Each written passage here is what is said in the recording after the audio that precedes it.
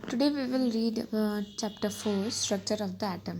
Last chapter में अपन ने पढ़ा था कि एटम किस तरह से जो है होता है, उसमें क्या क्या चीज़ें होती है, उसका साइज़ क्या होता है, किसने डिस्कवर किया, कैसे डिस्कवर किया, और पूरा जितने भी नॉन लिविंग थिंग्स वो सब मैटर जितना भी है एटम से बना है। तो नाउ इसके बारे में डिटेल में पढ़ेंगे कि इसका स्ट्रक्चर कैसा होता है, इसके अंदर और क्या क्या चीज़ें डिटेल में होती हैं। चैप्टर 3 में हमने पढ़ा ये सब कि बिल्डिंग ब्लॉक ऑफ मैटर जो है, फंडामेंटल बिल्डिंग ब्लॉक, वो हमारा एटम ही है। Existence of different kind of matters due to different atom considering them. अलग अलग मैटर क्यों है दुनिया में, अलग अलग काइंड्स ऑफ चीज़ें क्यों हैं, क्योंकि सबके एटम्स अलग अलग है। लाइक आयरन का एटम अलग है तो आयरन से बनने वाली चीज़ें अलग है ना। सिल्वर का एटम अलग है तो उससे बनने वाली चीज़ें अलग हैं। तो डिफरेंट डिफरेंट एटम की वजह से different different matter, non living things जो एग्जिस्ट करती है नेचर में। Now the question arise, what makes the atom of one element different from the atom of another element. यानी अभी तक तो हमने स्ट्रक्चर डिटेल में पढ़ा नहीं, तो ऐसी क्या चीज़ें हैं, क्या बातें हैं जो एक एटम की दूसरे एटम से अलग होती हैं और उसकी वजह से वो मैटर अलग अलग हो जाता है। तो उसके अंदर कुछ ना कुछ और तो ऐसी चीज़ होती होगी। Now the second question is, are atoms really indivisible as proposed by Dalton, or are there smaller constituent inside the atom? यानी क्या एटम ही सच में ऐसा सबसे छोटा पार्टिकल आ गया जिसको हम अब और डिवाइड नहीं कर सकते, वो इंडिविजिबल हो गया, ठीक है, जैसा कि डेल्टन ने कहा था, डेल्टन एटॉमिक थ्योरी में।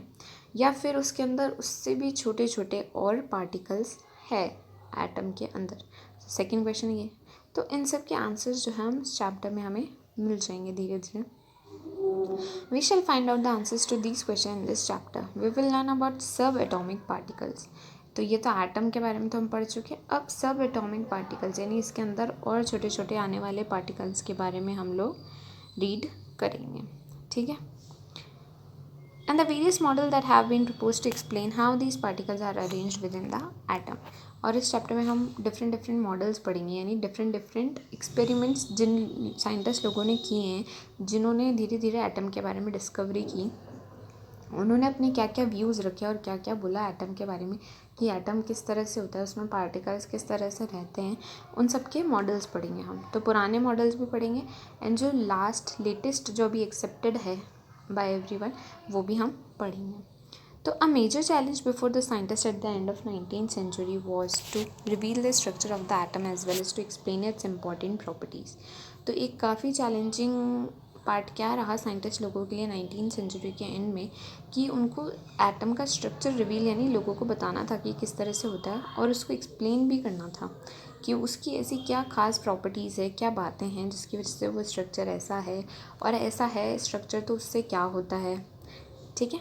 The एल्यूसिडेशन of the structure of atom is based on a series of experiment. The एल्यूसिडेशन यानी जो पिक्चर स्ट्रक्चर ऑफ एटम की बन के आती है वो बहुत सारे एक्सपेरिमेंट्स के बाद बन के आई है, जो लास्ट में अभी अपन ने लेटेस्ट जो एक्सेप्ट किया है।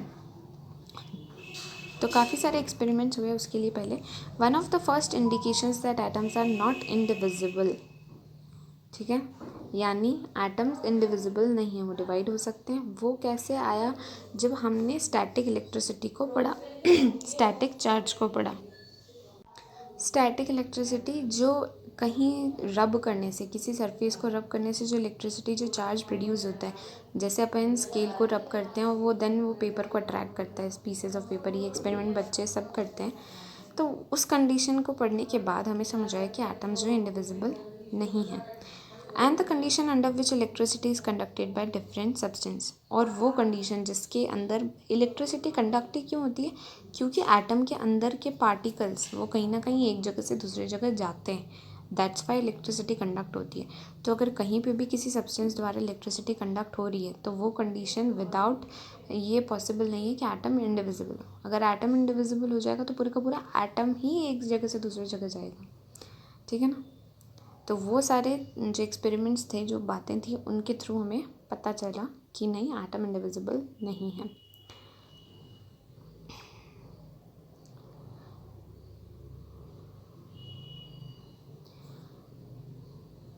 Charge particles in matter. अब उस मैटर में, किसी भी एटम में ऐसे कौन से पार्टिकल्स होते हैं जिन पे चार्ज होते हैं वो, यानी उन पे प्लस का या माइनस का समथिंग को चार्ज आता है। For understanding the nature of charge particles in matter let us carry out the activity. वही एक्टिविटी जो मैंने अभी आपको एक्सप्लेन की वही करेगा ये। कॉम्ब ड्राई हेयर, है ना। पहले अपन ने अगर ड्राई हेयर्स में, जैसे अपन बलून भी लगाते हैं, आपने देखा होगा ऑयलिंग करी हो या रब करके आप बलून को चिपका देते हो उससे, तो वो सारी चीज़ें। तो कॉम्ब को एक बार आप ड्राई हेयर पे कॉम्ब रब करो और फिर उससे कुछ स्मॉल पीसेस ऑफ पेपर जो है ड्रैग करने की कोशिश करो। वही जो स्केल से करते थे, स्केल को भी आप हेयर्स पे रब करते हो, क्योंकि रब करने से उसमें क्या है, स्टैटिक चार्ज जो है डेवलप हो जाता है। या फिर इसके अलावा एक ग्लास रॉड लो, उसको आप सिल्क क्लॉथ से रब करो, ठीक है। फिर देन उस रॉड को आप लेके जाओ एक फूले हुए गुब्बारे के पास, इन्फ्लेटेड बलून के पास। फिर ऑब्जर्व करो कि क्या होता है, क्या वो उसे अट्रैक्ट करता है या क्या वो उसे दूर भेज देता है, ठीक है। तो ये दोनों एक्सपेरिमेंट आप कर सकते हो और डेफिनेटली यू शुड ट्राई, तो आपको बेटर समझ में आता है। थोड़ा एक्टिव बनो and try these activities. From these activities, can we conclude that on rubbing two objects together, they become electrically charged? तो क्या इस एक्टिविटीज़ है, जब तुम ऑब्ज़र्व करोगे तो तुम्हें कुछ ना कुछ ज़रूर ऑब्ज़र्व होगा और समझ आएगा कि कुछ ना कुछ हो रहा है। तो उससे क्या हम ये कंक्लूड कर सकते हैं, इस नतीजे पे आ सकते हैं कि दो ऑब्जेक्ट्स को रब करने पे उनमें कोई ना कोई चार्ज डेवलप हो जाता है, वो इलेक्ट्रिकली चार्ज हो जाते हैं, इसीलिए वो किसी चीज़ को अट्रैक्ट करते हैं। Where does this charge come from, ये चार्ज आया कहाँ से?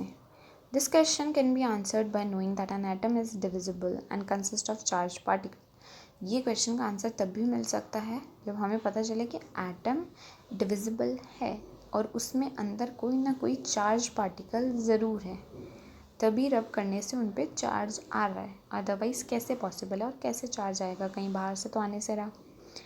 तो many scientist contributed in revealing the presence of charge particle in atom. तो बहुत सारे साइंटिस्ट लोगों ने फिर कोशिश की कि पता लगाएं इसके अंदर कौन से चार्ज पार्टिकल होते हैं, है ना। तो इट वाज नोन बाय 1900 तक आते आते जो है एटम इंडिविजिबल नहीं था, ठीक है। पहले था 1900 तक, फिर बाद में उसमें पता लगा कि उसमें सब एटॉमिक पार्टिकल यानी और छोटे छोटे पार्टिकल्स कुछ ना कुछ होते हैं। तो सबसे पहले electron was identified by J J Thomson ने पता लगाया था कि उसमें इलेक्ट्रॉन होते हैं।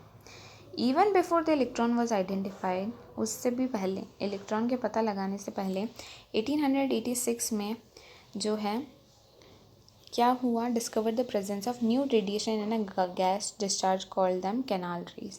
तो 1886 में एक और डिस्कवरी हुई जिसमें पता चला कि रेडिएशंस, अगर हम गैस का डिस्चार्ज करवाते हैं तो उससे हमें रेडिएशंस मिलते हैं, उन्हें उन्होंने नाम दिया कैनाल रेज। तो ये दोनों बातें आपको ना ध्यान रखनी है कि इनका डिस्कवरी कैसे और किसने किया, कब किया। This raise were positively charge. अब ये रेज का जो सीन था ये क्या था, ये पॉजिटिवली चार्ज थी, और पॉजिटिवली चार्ज थी तो उन्होंने इन रेडिएशंस को दूसरा सब एटॉमिक पार्टिकल बताया, और इन्हीं रेज की वजह से दूसरा सब एटॉमिक पार्टिकल जो है हमें मिल पाया।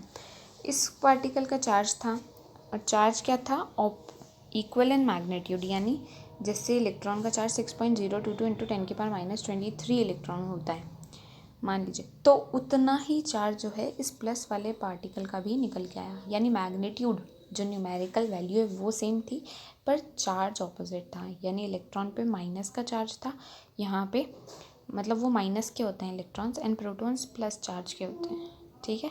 तो साइन उनका ऑपोजिट था इलेक्ट्रॉन से, बट उनका मैग्नीट्यूड जो नंबर था वो सेम था।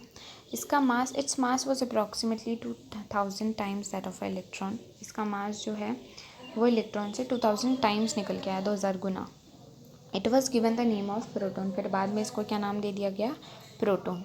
जो मैंने आपको अंडरलाइन कराया वो पूरा आपको अंडरलाइन करना है। इलेक्ट्रॉन को हम ई माइनस से रिप्रेजेंट करते हैं, प्रोटॉन को हम पी से रिप्रेजेंट करते हैं। यहाँ लिखा गया the mass of a proton is taken as 1 unit and उसका charge, mass of proton 1 unit लिया जाता है, उसका चार्ज +1। और वही मास ऑफ इलेक्ट्रॉन जो है उसको ऑलमोस्ट नेग्लिजिबल, यानी बिल्कुल अप्रॉक्सीमेटली उसको ज़ीरो ही मानते हैं, बल्कि ज़ीरो होता नहीं है, काफ़ी हल्का होता है वो, और उसका चार्ज जो है वो -1 ले लिया जाता है, ठीक है।